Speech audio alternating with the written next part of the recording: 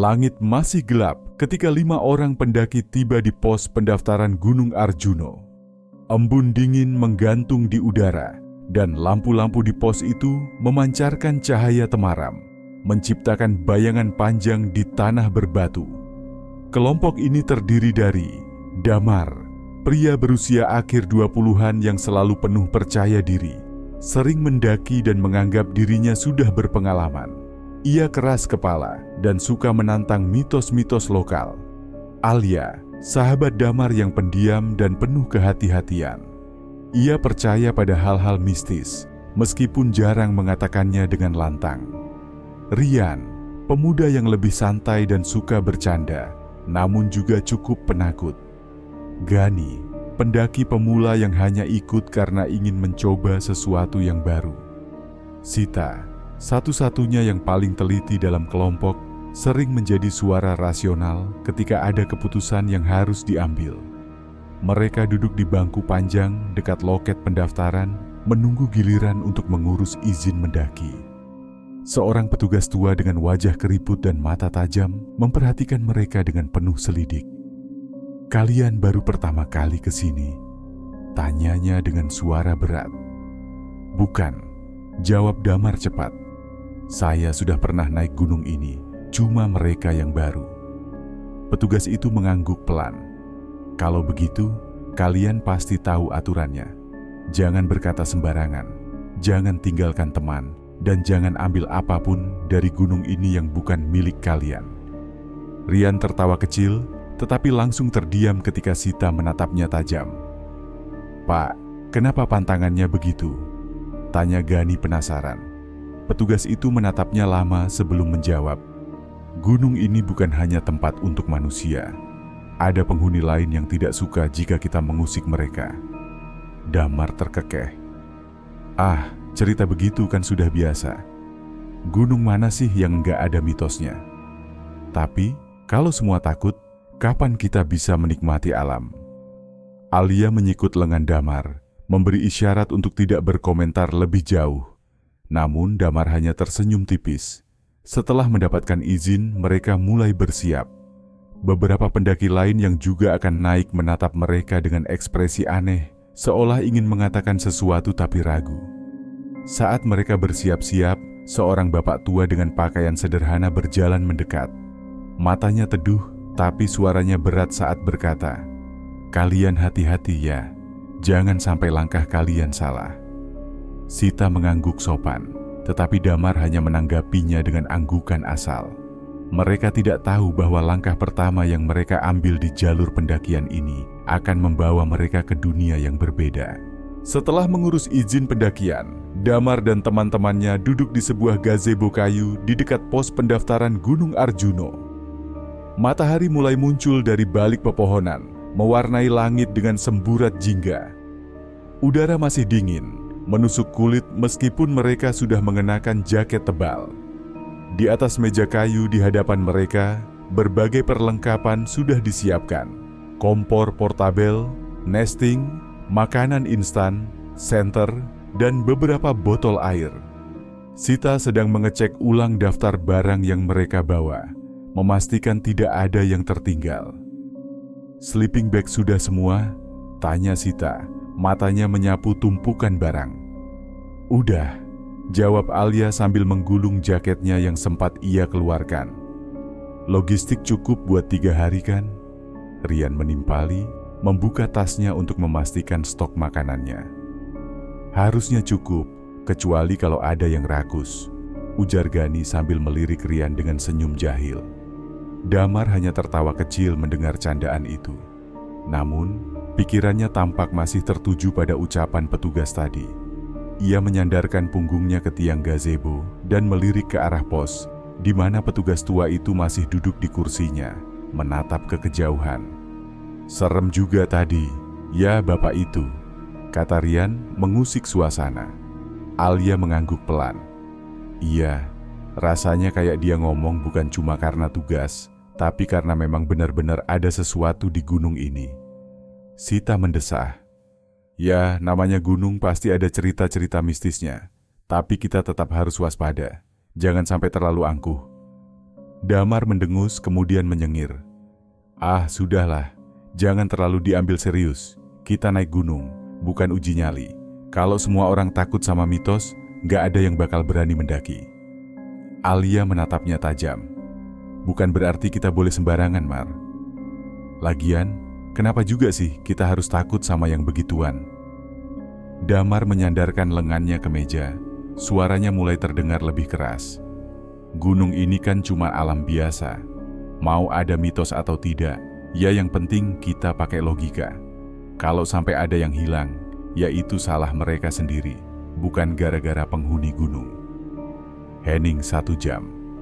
Rian menggaruk kepalanya, tampak ragu ingin berdebat atau tidak.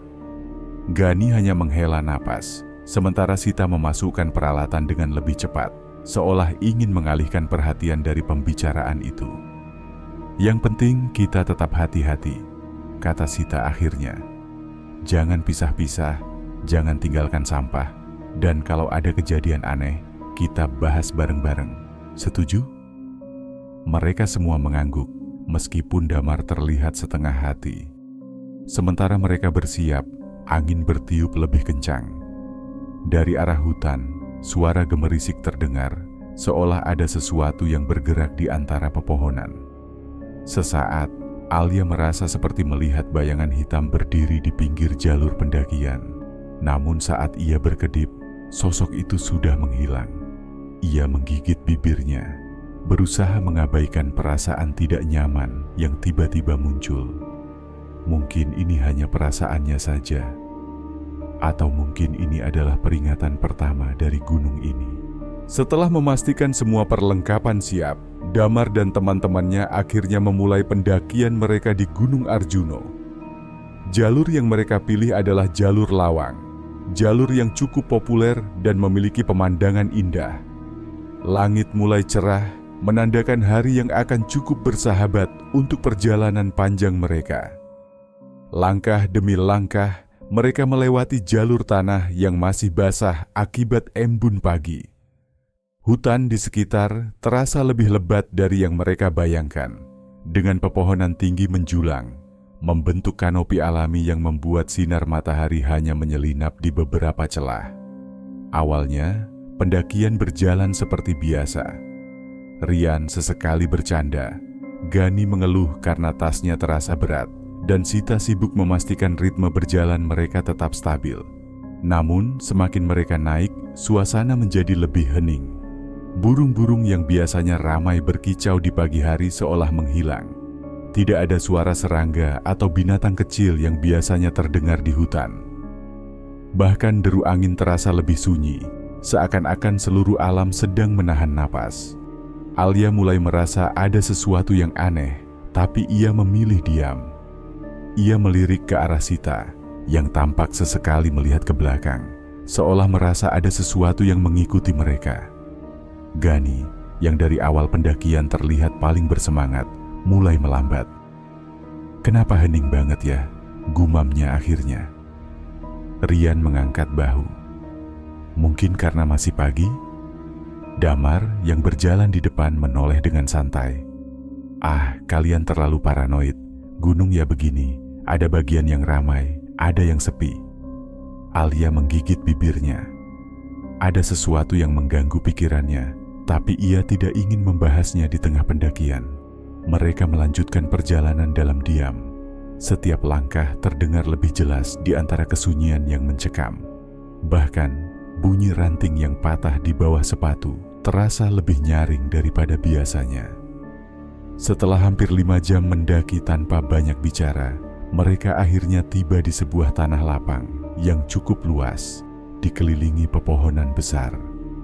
Lokasi ini tampak cocok untuk tempat bermalam sebelum melanjutkan perjalanan ke puncak keesokan harinya.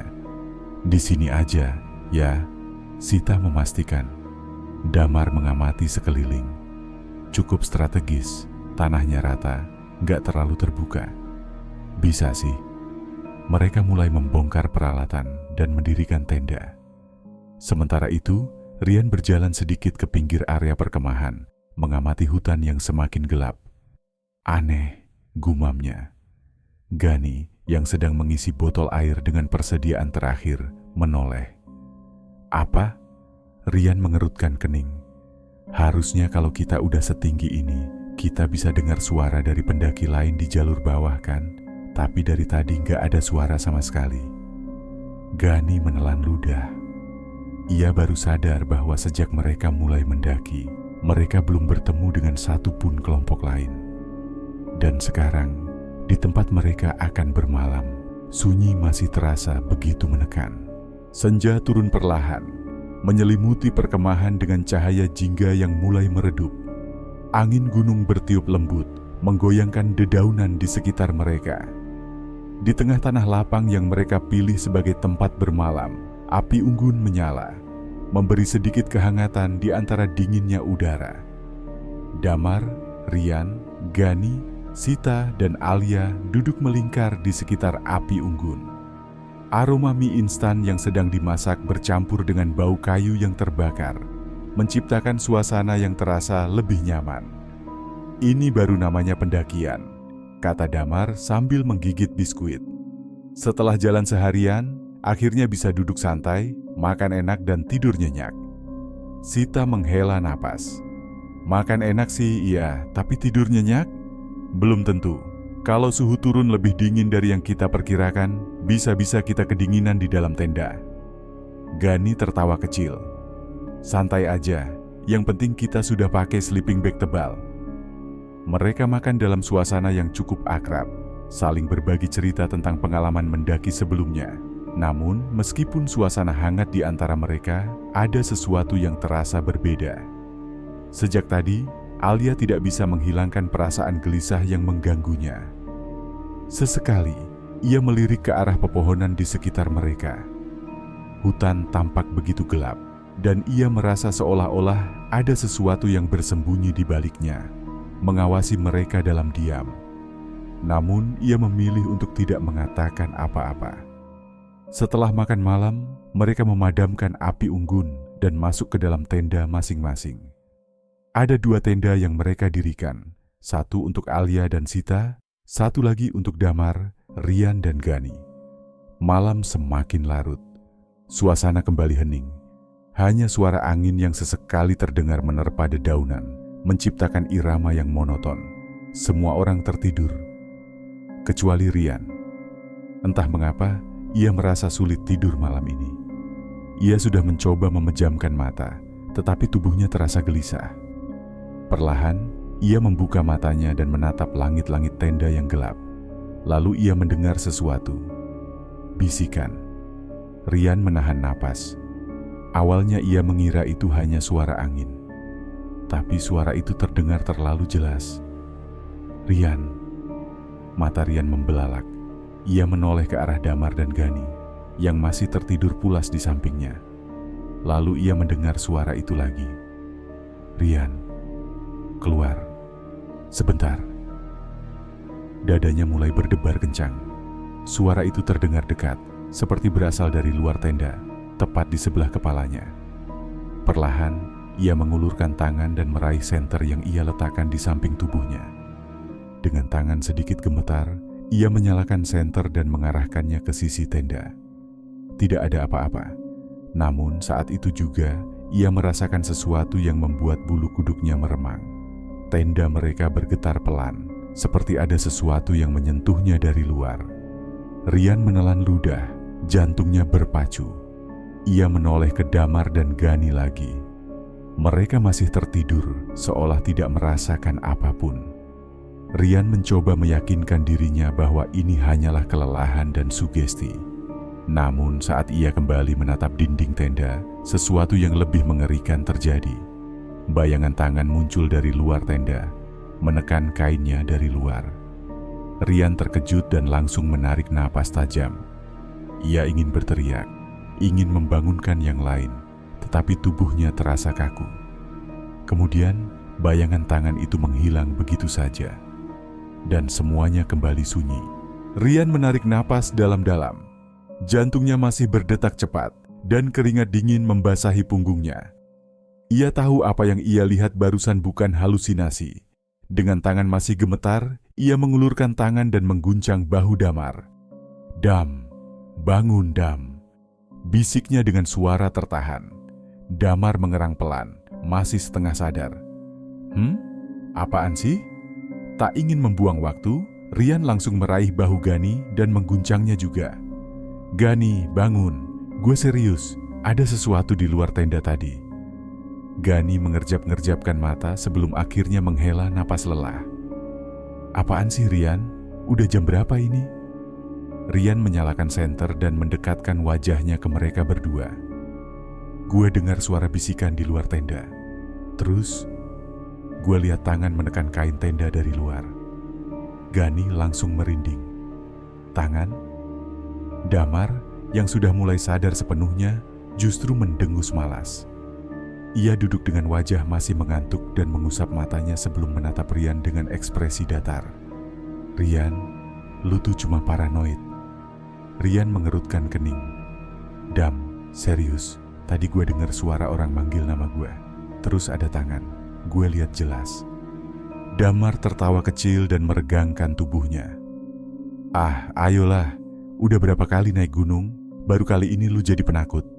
Itu palingan cuma bayangan dari senter atau hewan kecil yang nggak sengaja nyenggol tenda." Rian menggeleng. "Gua nggak ngelantur Dam, gue sadar banget apa yang gue lihat." Gani mulai terlihat sedikit ragu. Ia memang tidak melihat sendiri apa yang dialami Rian, tapi suasana di tempat ini memang terasa berbeda sejak mereka tiba. Namun Damar tetap bersikeras. "Dengar, ini gunung. Wajar kalau ada suara-suara aneh karena kita ada di alam liar," katanya santai. "Kalau lu pikir ada yang manggil nama lu, itu cuma sugesti. Kadang otak kita bisa mempermainkan kita kalau kita terlalu capek." Rian terdiam. Gani ikut menimpali meski suaranya terdengar lebih hati-hati. "Mungkin aja kita semua udah kecapekan, jadi lu berasa lebih sensitif. Udah, coba tidur lagi. Besok kita harus lanjut naik pagi-pagi." Rian mendesah kesal, tapi ia tahu percuma berdebat lebih lama. "Kalau nanti kejadian lagi, jangan salahkan gue," gumamnya sebelum berbaring kembali, meskipun ia tahu ia tidak akan bisa tidur dengan tenang malam ini. Damar hanya tertawa kecil dan kembali memejamkan matanya, sementara Gani menghela napas panjang sebelum menarik sleeping bag lebih rapat. Di luar, angin kembali berhembus pelan, seolah-olah sesuatu sedang menunggu. Fajar mulai menyingsing, menerangi perkemahan mereka dengan cahaya keemasan yang hangat. Kabut tipis masih menggantung di antara pepohonan, menciptakan suasana yang sedikit mistis. Suara burung-burung pagi mulai terdengar, menandakan dimulainya hari baru. Rian duduk di atas batu besar, tatapannya kosong ke arah hutan yang masih samar-samar tertutup kabut. Matanya sedikit sembab, jelas ia kurang tidur. Ia masih memikirkan kejadian semalam. Bisikan itu, bayangan tangan yang muncul di dinding tenda, dan bagaimana Damar menganggapnya hanya paranoid. Ia menghela napas panjang.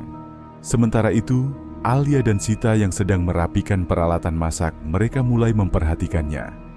"Rian, kenapa?" bisik Alia pada Sita. Sita melirik sekilas ke arah Rian yang masih termenung. "Nggak tahu, dari tadi kayak kepikiran sesuatu." Alia menyipitkan matanya, merasa ada yang aneh. Biasanya, Rian selalu jadi salah satu orang yang paling bersemangat saat mendaki. Tapi pagi ini, wajahnya kusut dan penuh beban. Ia pun mendekat. "Rian?" panggilnya pelan.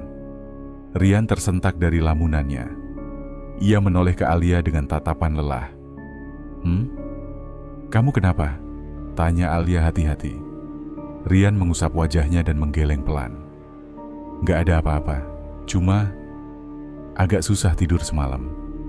Sita ikut mendekat. "Kamu yakin nggak ada apa-apa?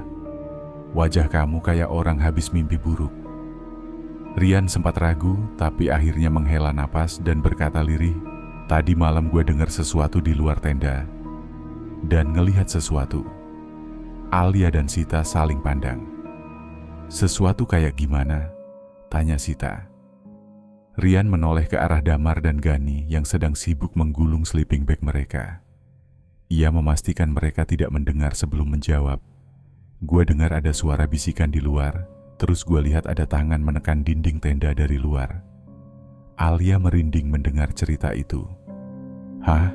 Terus kamu gimana? Gue bangunin Damar dan Gani, tapi Damar malah bilang gue cuma paranoid. Rian mendengus kesal. Dia nganggap itu cuma hewan atau bayangan senter. Sita menelan ludah. Kalau bukan, Rian menggeleng. Gue yakin itu bukan hal biasa, tapi percuma gue ngomong, Damar pasti ketawa lagi. Alia menepuk bahunya pelan. Kalau ada apa-apa, kasih tahu kita aja. Rian hanya mengangguk kecil, tapi pikirannya masih dipenuhi bayangan kejadian semalam. Sementara itu Damar sudah berdiri dengan ranselnya yang siap di punggung. Oke, semuanya udah beres kan? Katanya dengan nada penuh semangat. Gani yang baru selesai merapikan tenda mengangguk. Udah, tinggal jalan. Damar menoleh ke Rian, Alia dan Sita. Kalian masih ngobrol aja? Buruan, kita mesti lanjut ke pos selanjutnya sebelum matahari terlalu tinggi. Alia melirik ke Rian, tapi Rian akhirnya berdiri dan mengambil ranselnya. Ya udah, ayo, katanya datar. Mereka pun memulai perjalanan kembali, meninggalkan tempat perkemahan mereka yang kini kembali sepi. Namun di balik pepohonan, sesuatu mengamati mereka dalam diam. Udara pagi masih terasa sejuk ketika mereka mulai melanjutkan perjalanan. Cahaya matahari menerobos celah-celah pepohonan, menciptakan bayangan panjang di tanah yang lembab. Namun ada sesuatu yang terasa salah. Tidak ada suara burung, tidak ada suara serangga, hanya suara langkah kaki mereka yang terdengar di tengah keheningan. Rian berjalan di belakang, merasa bulu kuduknya meremang. Ia melirik ke Alia dan Sita yang juga tampak resah. Biasanya, gunung selalu dipenuhi suara alam, burung, dedaunan yang bergesekan, atau suara monyet dari kejauhan. Tapi kini, seolah mereka berjalan di tempat mati. Gani yang berjalan di depan mereka akhirnya berkomentar, "Sepi banget ya?" Sita mengangguk pelan. Iya, kayaknya terlalu sepi. Damar yang tetap berjalan di depan hanya tertawa kecil. Kalian ini kebanyakan mikir, ya mungkin aja hewannya lagi malas bunyi. Rian menatap punggung Damar dengan kesal. Sejak awal Damar memang selalu menganggap semuanya biasa saja. Mereka terus berjalan selama hampir 1 jam, hingga akhirnya tiba di sebuah tanah datar dengan beberapa batu besar. Rian menghentikan langkahnya. Ia menatap sekeliling dengan alis berkerut. Tempat ini terasa familiar. Alia juga tampak menyadari hal yang sama. Bentar. Bukannya tadi kita udah lewat sini? Sita ikut melihat sekeliling dan langsung merinding. Iya, aku ingat batu besar ini. Gani mengusap tengkuknya, mulai tidak nyaman. Nggak mungkin kan, kita tadi jalan lurus. Damar mendengus dan menggeleng santai. Udah, jangan overthinking.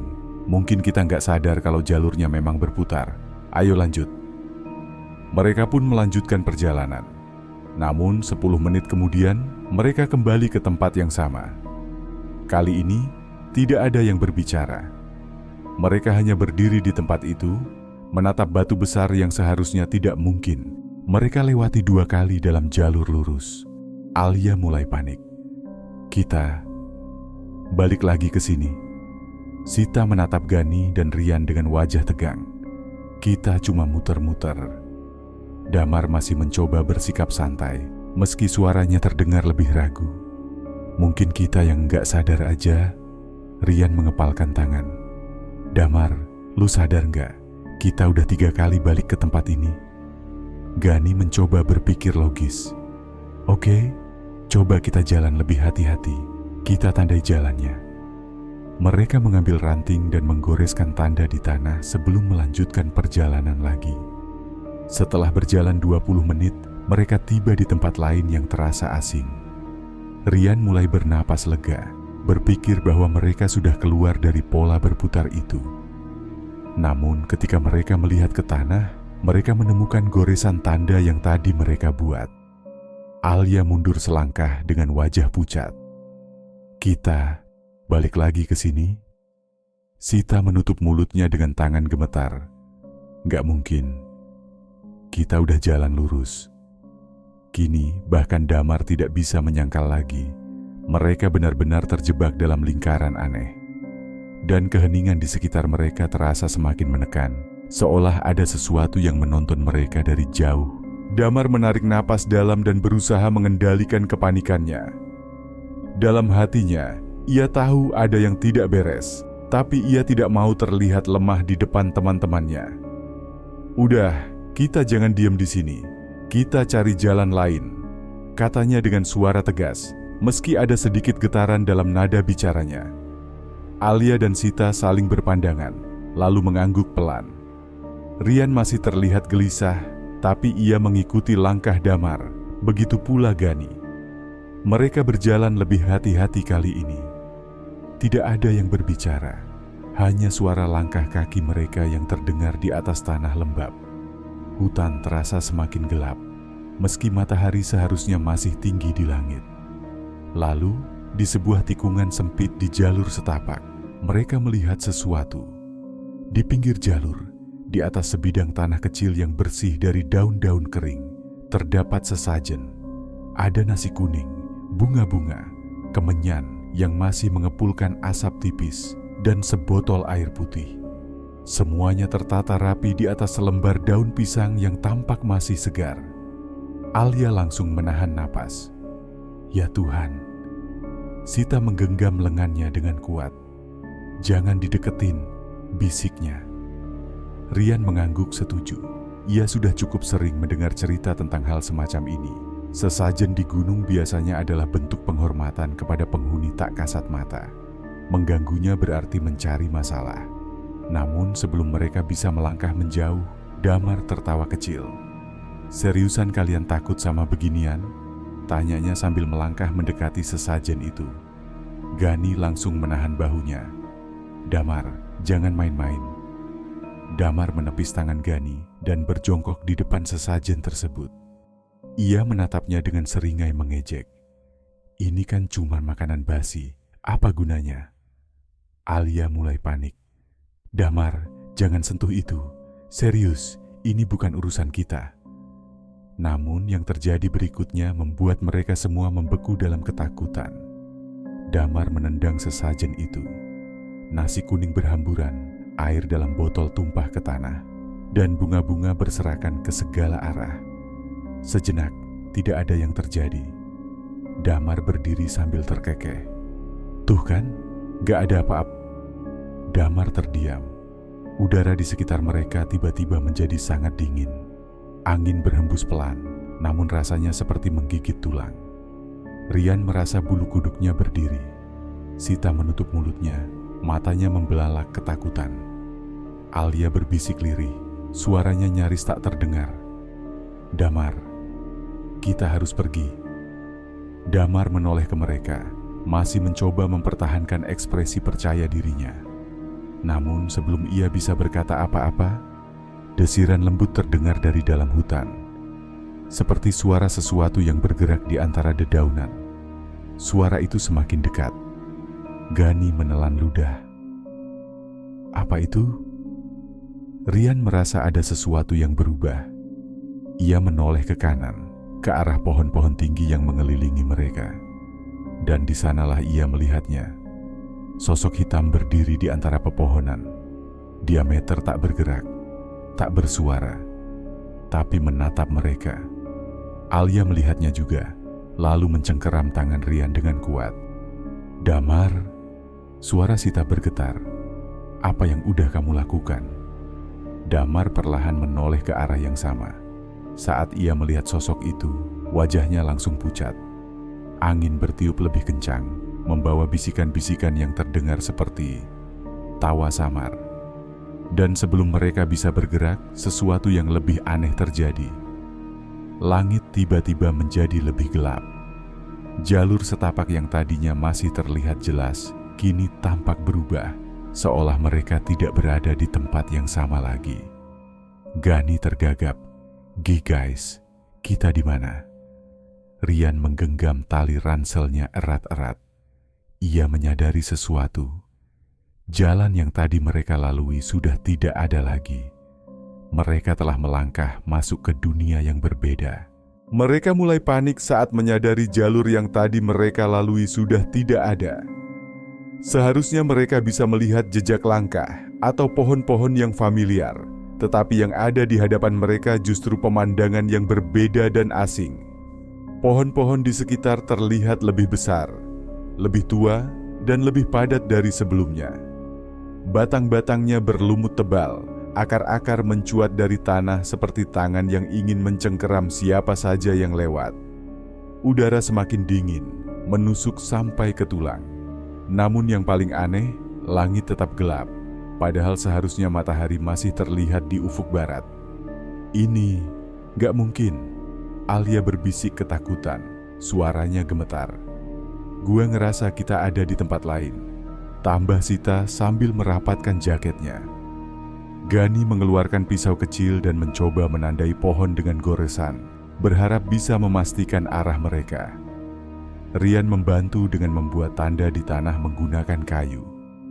Namun saat mereka berjalan beberapa meter, mereka melihat tanda yang mereka buat sudah ada di depan mereka lagi.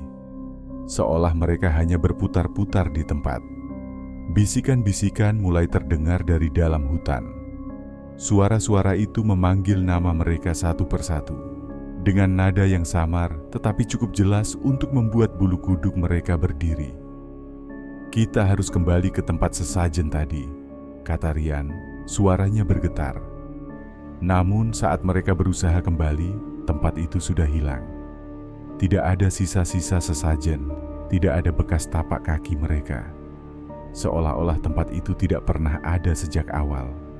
Mereka semua berdiri kaku, tak mampu berkata-kata. Tiba-tiba, jalur pendakian yang seharusnya mereka lalui muncul kembali seperti normal. Tidak ada lagi pohon-pohon raksasa, tidak ada lagi udara dingin menusuk. Semua tampak seperti sebelumnya, seolah kejadian aneh tadi hanyalah mimpi buruk. Ayo pergi dari sini, ujar Sita buru-buru. Tanpa banyak bicara, mereka bergegas meninggalkan tempat itu. Langkah mereka semakin cepat, seolah takut sesuatu akan menarik mereka kembali ke dalam kehampaan yang barusan mereka alami. Beberapa jam kemudian, mereka akhirnya menemukan sebuah tanah lapang yang cocok untuk bermalam. Mereka mendirikan tenda dengan cepat dan mencoba menenangkan diri setelah apa yang terjadi. Namun keanehan mulai terjadi pada Damar. Saat mereka sedang menyiapkan makan malam, Damar mulai merasa tidak sehat. Wajahnya pucat, keringat dingin membasahi dahinya, dan tubuhnya terlihat sedikit gemetar. "Lu kenapa, Dam?" tanya Rian. "Gua ngerasa aneh," Damar menjawab dengan suara lirih. "Kayak badan gua berat banget." Alia dan Sita saling bertatapan. Wajah mereka penuh kekhawatiran. Ketika mereka makan malam, Damar tidak menyentuh makanannya sama sekali, sesuatu yang sangat tidak biasa untuknya. Ia hanya duduk diam di sudut tenda, menatap kosong ke dalam hutan yang gelap. Angin dingin berembus melewati mereka. Api unggun yang tadi menyala terang tiba-tiba meredup, seolah-olah sesuatu di sekeliling mereka menyedot cahaya dan panasnya. Lalu, di tengah kesunyian, terdengar suara aneh. Kres, kres, seperti langkah kaki di antara semak-semak. Namun kali ini, langkah itu terdengar lebih dekat. Mereka saling berpandangan, menahan napas. Sesuatu sedang mengintai mereka dari dalam gelapnya hutan. Malam semakin larut. Damar masih duduk diam di sudut tenda, tidak menyentuh makanannya. Biasanya, ia adalah orang yang paling banyak bicara, penuh percaya diri, bahkan cenderung sombong. Tapi kali ini, ia hanya diam. Wajahnya pucat, matanya tampak kosong, seperti sedang melihat sesuatu yang tidak bisa dilihat oleh orang lain. "Damar?" panggil Rian pelan. Damar tidak menjawab, ia hanya menoleh sekilas, lalu kembali menatap ke dalam hutan. Tiba-tiba, ia tertawa kecil. Hehehe. Tawanya pelan, tapi aneh. Tidak ada yang lucu di sekitar mereka, tetapi Damar terus tertawa sendiri. Alia dan Sita saling berpandangan. Perasaan mereka semakin tidak enak. "Dam, lu kenapa sih?" tanya Gani, mencoba mendekati Damar. Namun saat Gani hendak menyentuh bahunya, Damar tiba-tiba berbicara. Mereka bilang, "Jangan turun." Suara Damar terdengar datar, hampir tidak beremosi. "Siapa yang bilang, Dam?" tanya Rian, merinding. Damar tidak menjawab. Ia hanya menatap langit yang gelap, lalu tersenyum samar. Mereka bilang, "Di sini lebih baik." Brak, api unggun mendadak padam, seolah ada sesuatu yang meniupnya dengan paksa. Udara di sekitar mendadak lebih dingin, dan suara hutan menghilang sepenuhnya. Mereka semua mulai panik. "Udah, kita harus turun sekarang," ujar Alia, suaranya gemetar. Gani dan Rian mengangguk cepat. "Damar, ayo ikut kita." Rian mencoba menarik tangan Damar, tapi Damar hanya terdiam, seperti boneka tanpa jiwa. Mereka segera membereskan peralatan seadanya dan memutuskan untuk turun gunung malam itu juga. Mereka tidak peduli seberapa gelap jalannya. Mereka hanya ingin keluar dari tempat ini secepat mungkin. Namun saat mereka baru berjalan beberapa menit, tiba-tiba Damar berlari tanpa peringatan, tanpa suara. Ia berlari ke arah hutan, ke dalam kegelapan, meninggalkan mereka yang terkejut di belakang. "Damar!" teriak Gani. Mereka semua langsung mengejarnya, berlari di antara pepohonan dengan senter yang bergoyang liar. Namun, Damar semakin cepat. Mereka bisa melihat bayangan tubuhnya bergerak lincah, melewati akar-akar besar dan batang pohon seakan-akan ia tahu persis kemana harus pergi. "Berhenti, Dam, ini nggak lucu." Rian berteriak, tetapi Damar tidak menghiraukannya. Ia hanya berlari dan berlari, hingga akhirnya Damar menghilang di antara pepohonan. Tidak ada jejak, tidak ada suara langkah kaki lagi. Hanya hutan yang gelap dan sunyi. Mereka semua berdiri terengah-engah, dada mereka naik turun karena kelelahan. Dia hilang. Suara Alia nyaris tak terdengar. Mereka saling berpandangan, wajah mereka penuh ketakutan. Damar benar-benar lenyap ke dalam kegelapan hutan, dan di kejauhan terdengar suara tawa pelan. Hehehe. Tawa yang bukan berasal dari mereka. Mereka masih berdiri di antara pepohonan yang gelap, napas tersengal, tubuh gemetar. Damar telah menghilang begitu saja, lenyap ke dalam hutan tanpa jejak. "Kita harus cari dia," ujar Rian dengan suara gemetar. "Tapi kemana? Dia lari begitu cepat, kita bahkan nggak tahu arahnya," jawab Alia, hampir menangis. Gani menyorotkan senter ke sekeliling, berharap melihat sesuatu. Dan saat itu, di kejauhan, mereka melihat sesuatu yang membuat mereka membeku. Sebuah gubuk tua, berdiri di tengah hutan yang seharusnya tidak ada pemukiman. Dindingnya dari kayu lapuk, atapnya miring seperti hampir roboh, dan pintunya sedikit terbuka, seolah mengundang mereka masuk. "Gubuk siapa itu?" bisik Sita merinding. Tidak ada yang tahu. Tapi itu satu-satunya tempat yang terlihat di tengah kegelapan ini. Mereka melangkah mendekat, hati-hati, waspada. Pintu gubuk itu berderit pelan saat Gani mendorongnya. Kosong. Tidak ada siapa-siapa di dalamnya.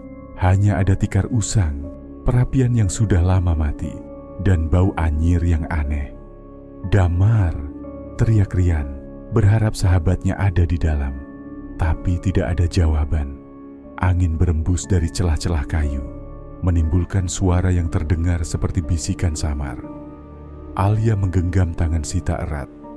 Mereka harus pergi dari sini. Lalu, "Mencari siapa, Nak?" Sebuah suara tua dan serak terdengar dari belakang mereka. Mereka semua tersentak dan berbalik dengan cepat. Di bawah cahaya senter yang bergetar, berdiri seorang kakek tua. Rambutnya putih panjang, tubuhnya kurus kering, dan matanya tajam menatap mereka. Bajunya lusuh, seperti sudah bertahun-tahun tidak diganti. Alia menutup mulutnya, ketakutan. Kakek siapa?" tanya Gani, suaranya bergetar. Kakek itu hanya tersenyum tipis. "Kalian mencari teman kalian, bukan?" Suaranya lirih, tapi tegas. Mereka semua menahan napas. Bagaimana kakek ini tahu? Teman kalian yang sombong itu, mungkin dia sudah bertemu mereka. Mereka siapa? Rian hampir berteriak. Perasaannya campur aduk antara takut dan marah. Kakek itu tidak langsung menjawab. Ia menatap ke arah hutan, ke dalam kegelapan yang pekat. Lalu dengan suara pelan, ia berkata, "Jika kalian ingin hidup, jangan cari dia." Udara terasa lebih dingin, mereka semua terpaku. Ketakutan menyelimuti mereka, lebih dalam dari sebelumnya. Karena di kejauhan, dari dalam hutan yang gelap, terdengar suara damar. "Hehehe, kalian masih di situ?" Mereka berdiri di depan kakek tua itu, masih terguncang oleh suara damar yang menggema dari dalam hutan. Namun, tidak ada tanda-tanda sosoknya. "Kakek, tolong. Kami harus menemukan Damar. Dia teman kami," ujar Rian, matanya penuh harap. Kakek tua itu hanya menghela napas panjang, lalu menatap mereka dengan tatapan dalam. "Teman kalian sudah melanggar batas yang seharusnya tidak dilewati." Mereka menelan ludah. "Apakah masih ada cara untuk menyelamatkannya?" tanya Gani. Suaranya lebih tenang. Mereka berdiri mematung di depan kakek tua itu, berharap mendapatkan jawaban yang bisa membantu mereka menemukan Damar dan jalan pulang. Kakek tua itu menatap mereka satu persatu, seakan menimbang-nimbang sebelum akhirnya berbicara. "Jika ingin membawa teman kalian kembali, kalian harus mengembalikan apa yang sudah dirusak," kata kakek itu dengan suara berat. Mereka saling berpandangan, perasaan bersalah mulai menghantui mereka. "Tapi tempat itu sudah tidak ada," kata Gani dengan ragu. Kakek itu mengangguk pelan. "Kalian telah berjalan terlalu jauh. Jalur yang kalian lalui bukan jalur biasa. Namun masih ada cara untuk menemukannya kembali." Mereka menunggu dengan tegang saat kakek itu melanjutkan. "Perhatikan pepohonan di sekitar kalian. Jika ada pohon dengan lumut yang tumbuh di sisi yang salah, di sisi timur bukan barat, itulah jalur yang membawanya pergi." Rian menelan ludah, mencoba memahami perkataan itu. "Tapi, kenapa lumut bisa tumbuh di sisi yang salah?" tanya Alia, suaranya sedikit bergetar. Kakek itu menatapnya dalam-dalam, seakan mempertanyakan apakah mereka benar-benar ingin tahu jawabannya. "Karena jalur itu bukan milik dunia kalian." Udara terasa semakin dingin. Sita menggenggam tangannya erat, merasakan bulu kuduknya meremang. "Jadi, kalau kita menemukan pohon seperti itu, kita tinggal mengikutinya?" tanya Rian. Kakek itu menghela napas panjang. "Benar, tapi hati-hati. Semakin dalam kalian masuk, semakin sulit untuk kembali." Mereka saling bertukar pandang. Tidak ada pilihan lain, malam mulai menyelimuti hutan. Dengan senter di tangan, mereka mulai memperhatikan pepohonan di sekitar mereka, berharap menemukan pohon dengan lumut yang tumbuh di sisi timur. Langkah mereka terasa berat, seakan ada sesuatu yang mengawasi dari kegelapan. Dan kemudian, Gani berhenti mendadak.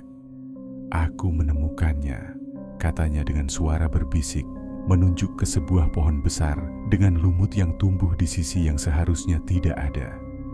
Jalur menuju Damar telah ditemukan. Tapi apakah mereka siap untuk menghadapi apa yang ada di dalamnya? Tanpa membuang waktu, mereka bergegas menyusuri jalur yang ditunjukkan oleh kakek tua itu. Udara di sekitar terasa lebih berat, lebih dingin. Langkah mereka terdengar lebih nyaring di antara pepohonan yang semakin rapat. "Kita harus cepat," ujar Rian, mengingat peringatan kakek tadi. Jika mereka tidak menemukan dan mengembalikan apa yang telah dirusak sebelum matahari terbit, maka Damar akan hilang selamanya. Namun semakin jauh mereka berjalan, suasana semakin aneh. "Rian," sebuah suara lirih terdengar dari antara pepohonan. Mereka terdiam sejenak. Alia, Sita, Gani. Suara itu memanggil mereka satu persatu, dengan nada lemah namun jelas, seperti seseorang yang tersesat dan memohon pertolongan. "Tolong aku." Sita menutup mulutnya dengan tangan, matanya membesar. Itu suara Damar, atau sesuatu yang ingin mereka percaya sebagai Damar. "Jangan dengarkan," bisik Gani, suaranya bergetar. Tapi suara itu terus terdengar, semakin dekat, semakin berbisik di telinga mereka. Sesekali terdengar suara tawa pelan, seakan ada yang mengejek mereka. "Ayo cepat!" Alia menarik tangan Sita yang mulai terpaku ketakutan. Langkah mereka semakin cepat, hampir berlari, berpacu dengan waktu dan kehadiran sesuatu yang tidak terlihat. Kemudian, mereka menemukannya. Tempat itu, lokasi tempat sesajen yang dulu Damar tendang, kini muncul kembali. Tanah di sana tampak lebih gelap, seperti terbakar, dan udara di sekelilingnya terasa lebih berat. Dan di sana, di tengah-tengah tempat itu, berdiri sosok yang mereka kenal. Damar. Namun ada yang tidak beres dengannya. Matanya kosong, menatap ke depan tanpa ekspresi. Wajahnya lebih pucat, tubuhnya sedikit membungkuk, dan yang paling mengerikan, dia tersenyum. Senyum yang tidak seharusnya ada di wajahnya. "Kalian akhirnya datang," katanya dengan suara yang bukan sepenuhnya miliknya. Bulu kuduk mereka meremang. Sita mencengkeram tangan Alia, sementara Gani dan Rian berusaha menahan rasa takut mereka. "Damar?" Rian mencoba memanggilnya, meskipun ia sendiri ragu apakah yang berdiri di depan mereka benar-benar Damar. Damar tidak menjawab. Ia hanya tersenyum lebih lebar. Dan saat itu juga sesuatu di dalam hutan bergerak. Mereka tidak sendirian. Damar berdiri di depan tempat sesajen itu, matanya kosong, tetapi bibirnya melengkung dalam senyum yang mengerikan. "Kalian tidak akan bisa membawa Damar kembali," katanya dengan suara berat yang bukan miliknya. "Bahkan kalian juga tidak akan bisa pulang." Rian dan Gani saling pandang. Ketakutan mulai merayapi mereka. Sita dan Alia menggenggam tangan satu sama lain, berusaha menahan gemetar. Waktu terus berjalan, dan langit di ufuk timur mulai menampakkan sedikit warna jingga. "Kita harus segera melakukannya," bisik Alia panik. Namun Damar melangkah maju, menghalangi jalan mereka. Setiap gerakannya tidak seperti manusia, terlalu kaku, terlalu asing. "Jangan sentuh itu," katanya. Suaranya bergema seperti berasal dari banyak mulut sekaligus. Gani menggertakkan giginya. Kita tidak punya pilihan. Dengan nekat, ia menerjang Damar, mencoba menahannya agar tidak mengganggu Alia dan Sita. Damar meronta dengan kekuatan yang tidak wajar. Tubuhnya terasa lebih berat, lebih kuat. Rian ikut membantu Gani menahan tubuh Damar sekuat tenaga. Sementara itu, dengan tangan gemetar, Sita dan Alia mulai menyusun kembali sesajen yang sempat dirusak. Mereka mengembalikan bunga, merapikan daun, dan meletakkan kembali persembahan dengan hati-hati. Damar menjerit. Bukan jeritan manusia biasa, melainkan pekikan memilukan yang menggema ke seluruh hutan. Tubuhnya bergetar, lalu tiba-tiba melemas. Ia pingsan di pelukan Gani dan Rian. Sita dan Alia terduduk dengan napas terengah-engah. Dalam keheningan yang mencekam, mereka menyadari sesuatu. Jalur yang tadinya hilang perlahan kembali terlihat. Pohon-pohon yang tadinya tampak tua dan menyeramkan kembali seperti semula. Udara dingin yang menusuk perlahan menghangat. Langit mulai cerah. Matahari terbit. Mereka saling berpandangan, tak percaya bahwa mereka benar-benar bisa keluar dari mimpi buruk ini. "Kita harus pergi sekarang," ujar Rian, suaranya lemah. Dengan susah payah, mereka mengangkat tubuh Damar yang masih pingsan. Perjalanan turun terasa begitu panjang, tetapi mereka terus melangkah, berusaha menjauh sejauh mungkin dari tempat itu. Setelah beberapa jam berjalan, mereka akhirnya melihat sekelompok pendaki lain yang juga hendak turun. Dengan suara serak dan tubuh yang penuh kelelahan, mereka meminta pertolongan. Akhirnya, mereka sampai di pos awal pendakian. Saat mereka menoleh ke arah jalur pendakian, hutan itu terlihat biasa saja. seolah tidak pernah terjadi sesuatu yang aneh. Namun mereka tahu lebih baik. Tanpa berkata apa-apa, mereka saling berpandangan. Mereka mengerti satu hal, gunung ini bukan sekadar gunung biasa.